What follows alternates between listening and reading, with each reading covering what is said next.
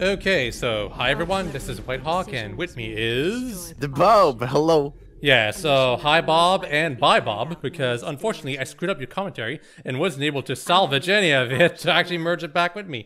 Actually no, what happened is that I actually merged my audio file with his, so I wasn't able to like get it back.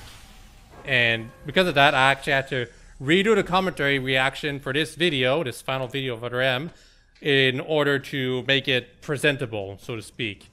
It's Other M's post-game. I did quite a few jokes, and I kind of wish I could have done this again with Bob, but I didn't want to trouble him too much with it because he already knew what was going to happen. He was no longer blind to what was going on, and it's not that exciting anyway. So basically, post-game. Most people play the post-game of Other M to fight this boss right here. Phantom. See, it's because the bottle ship has been abandoned, and therefore now it's a ghost ship. Oh, it's a joke! Why couldn't it have been prayed? Anyway, the thing about Phantom is that although he's got some unique, interesting attacks, they're all worthless because Sense Move breaks him completely. Like, the fight itself looks interesting because of the vacuum of space being liberated by the fact that Phantom broke open the glass, but no! You can Sense Move everything. At least it looks cool, I suppose. It also bears repeating that you cannot do this in hard mode. You cannot go through the post game in hard mode. So you have like 8 energy tanks, 80 missiles or something. You can charge your charge shots super duper fast. So the fight itself cannot feel tough, even though it should be. It's ultimately disappointing. Also, Phantom explodes like a balloon, and I kind of don't like that. Besides that, the other stuff that I won't be able to show because this is just theater mode footage is that you can fight the Deadpols, which you fought at the end of the main game of Other M, and they're actually pretty challenging, much more challenging than this boss actually.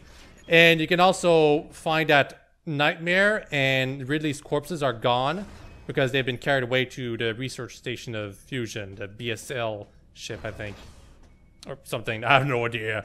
I don't care that much. Anyway, besides Phantom, you get a final cutscene right here,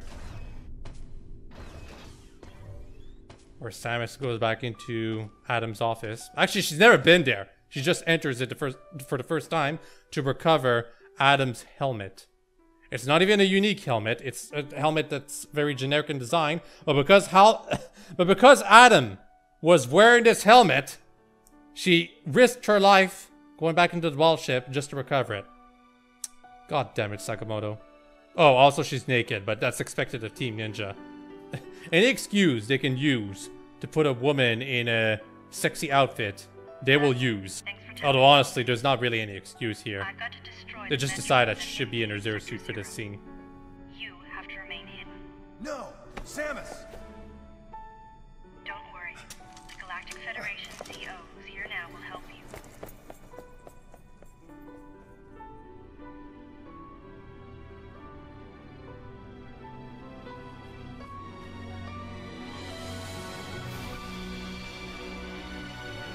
How touching.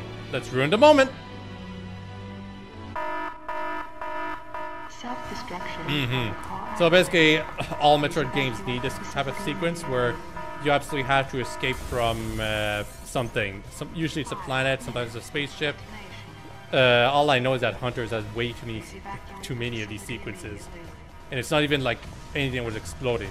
You would suddenly die if you didn't escape in time. And for some reason, even though theater mode is really good at removing a bunch of gameplay from the cutscenes or what's between the cutscenes, they're not. They decided to leave this section untouched. I am not sure why. It's not too terribly exciting.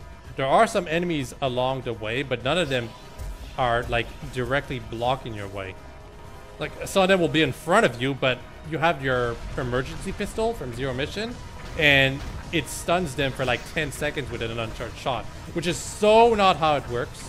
It's supposed to have, it's like you're supposed to use a charge shot to stun them for like a second at most.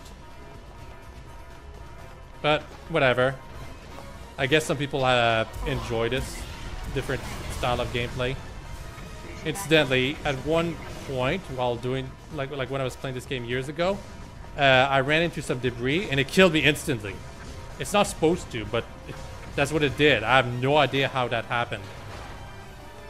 Also, when the gates are in the way, you have to shoot them to, you know, get them out of the way. That makes logical sense, right?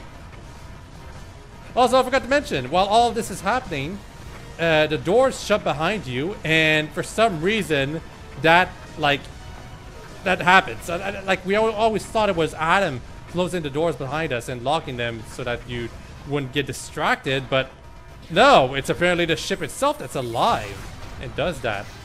And I know some of you are going to say, oh, well, this is the emergency escape sequence. It's shut behind you to give you a chance to escape in time. Well, no, it was happening even when it wasn't like in a self-destruct protocol. 3 minutes. Or in a self-destruct sequence, rather. I don't believe getting hit by any of the attacks will kill you instantly. Maybe in hard mode, but not in this mode. In Zero Mission, like in Zero Mission's hard mode, it would kill you instantly, but you know, this is not Zero Mission. This is not a good game. This is not fun. But you know, your mileage may vary. During this entire sequence, Samus could have put her suit back on. It's not like Zero Mission where she couldn't put her suit back on. She's just doing this because she wants to. And don't tell me that she couldn't carry that helmet while in her power suit. Like, come on. She definitely could.